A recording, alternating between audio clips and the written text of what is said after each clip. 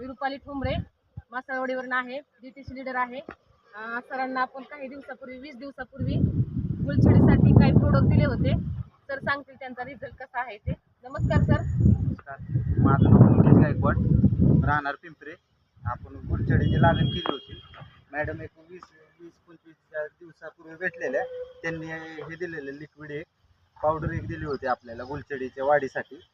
कशा प्रकारे वापरलं? ते ड्रिचिंग केलं होतं आणि आपले हे फवारणी केली होती.